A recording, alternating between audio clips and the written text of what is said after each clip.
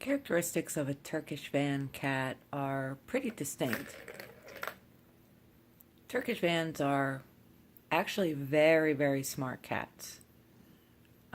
They're lovable. They love to be adored. They love to be cute. And they love to be right next to you. Turkish vans are from Turkey. They are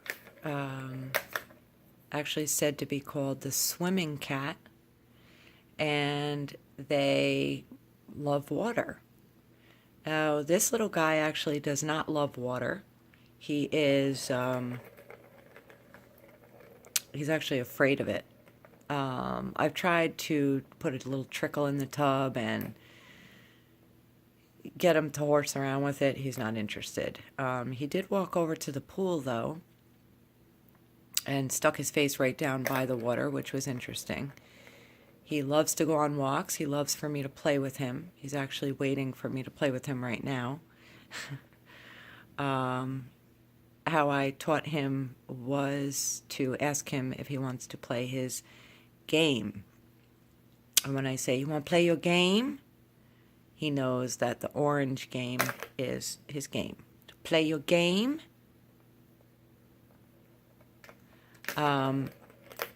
Like any other cat, usually they're pretty swift, accurate, when they're playing their games. I have another game that he loves, which is a thing that I got off Amazon. And he loves this game. He sees it coming. Oh my goodness. This is a very simple little thing that I bought, $5. And I took one of these little sparkly things and tied it to the bottom, and my gosh, does he go crazy for this. Want to play your other game? You want to play this game? Ready? They're very playful. Dead on accurate, actually, usually when they're playing their game. Now, he only has one eye. I got him that way.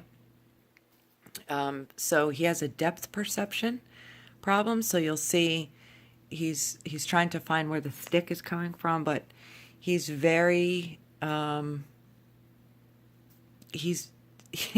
he can get lazy in the middle of games, just like most other cats.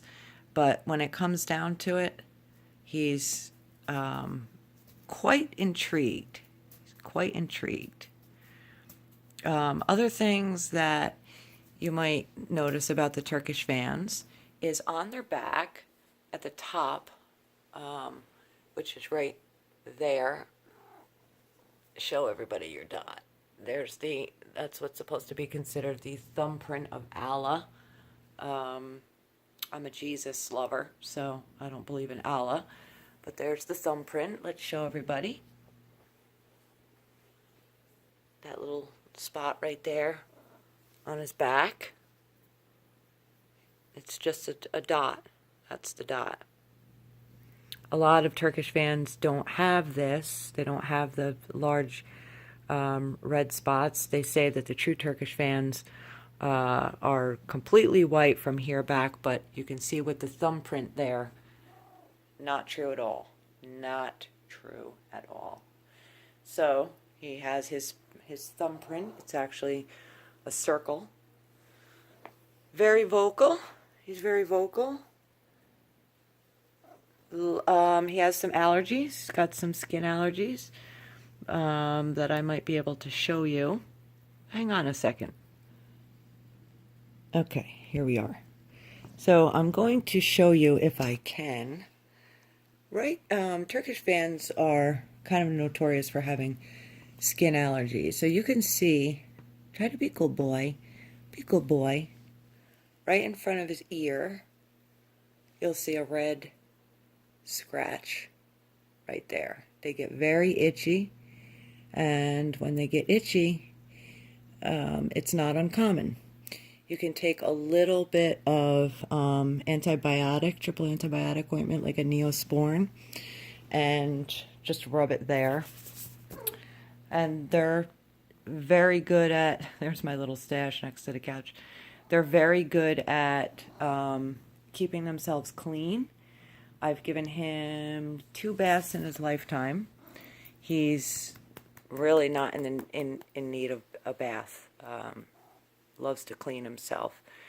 They will follow you pretty much wherever if you call them. I'll show you.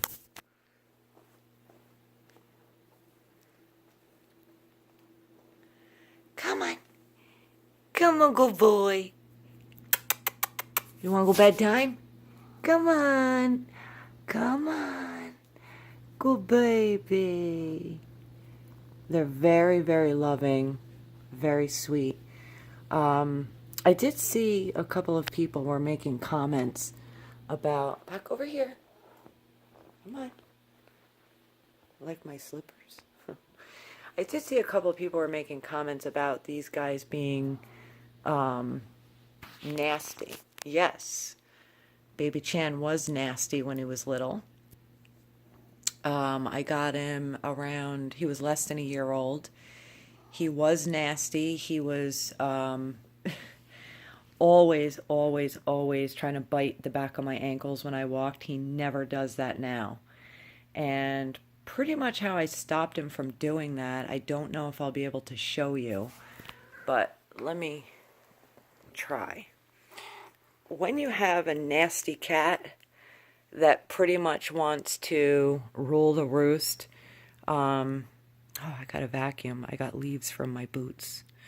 That pretty much want to rule the roost, and they want to bite your ankles and be obnoxious and swipe at you or whatever. One thing that you can do, and I'm going to be very careful because I don't want him to think that he's being punished. One thing that you can do is you can scruff them like this. Scruffing a cat will usually make them lay down. He knows when he's being scruffed, it's time to behave. And what he will do, when you have a cat, and let's say he's trying to beat you up, he's swatting at you, I'll get him to do it now. He's swatting at you, biting you, whatever. He knows this is bad behavior. So what I do is I stop him by putting gentle pressure with my left hand on his neck and my right hand on his behind. This is very bad behavior, but I can stop him. He'll let himself fall and drop, and then he'll start beating me up.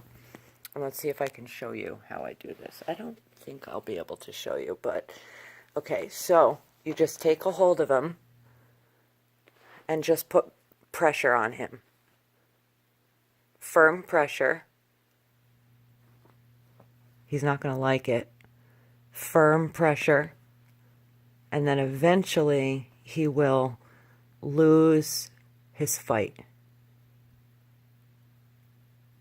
Then what you want to do, now you're going to have I'm holding the camera, but you're going to have your left hand here, your right hand there by his tail. You see the feet? The feet, he's showing that he's angry, but he's in submission right now.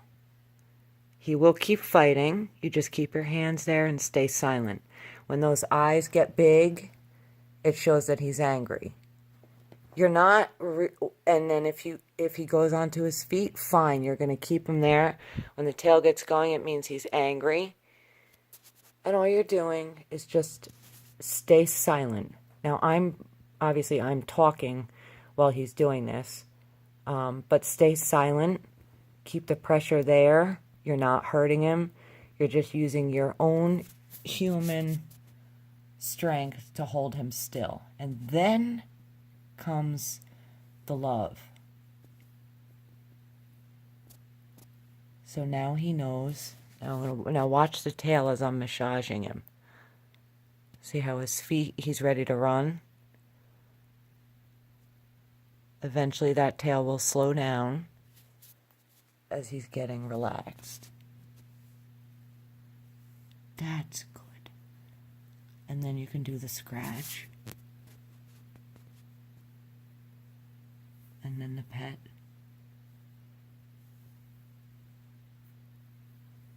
And then he knows it's going to be okay. Now, once you see the back toes, how he's still ready to go, I'm going to release from him and talk sweetly to him, and you have to have patience when you do this. Now, he should stand up and come near me when I stop. That's good. Good boy. Very good. He's so good. Very good. Very slow motions.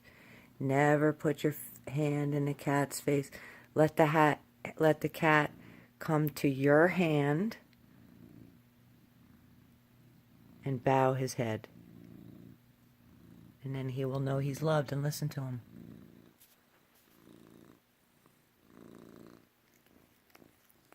And that's it. So keep yourself calm at all times. It's very hard, but if you have a temperamental Turkish fan or a temperamental cat of any kind for that matter, that's what you want to do. And then eventually, several times into it, you'll see that this is exactly what he does. What you're doing is you're snapping them out of the red zone and you're holding them. So really it just comes down to holding them. You don't need two people doing this. You don't grab a hold of the fur like this. You don't do it hard. You keep your hand on the body firm. That's all. Just on the body firm. Now, he doesn't like when I do that. But if it's see how his eyes start to squint and his ears go downward a little bit, he now knows what he can't get away with. So instead of biting, he'll lick. Watch. Good boy. There you go. Good boy. And then just go real slow. He wants to bite. He wants to bite. But just keep telling him he's good. Wait, though, until he calms down to give him that love and affection. When you start to see his body goes a little bit limp, you'll feel it under his hands. Once he starts to go a little bit limp, start to do that massage on his back. Keep quiet. Once you do the massage, you just go, that's good. That's good. Good boy. And then easy lift your hand off him. And if you do this enough times, I guarantee you will figure out how to tame the Turkish beast. Righty? Are you right? And there he is. That's the Turkish man. Playful, loving, and you can certainly tame them. Take care, everybody. Thanks for watching. Say goodbye.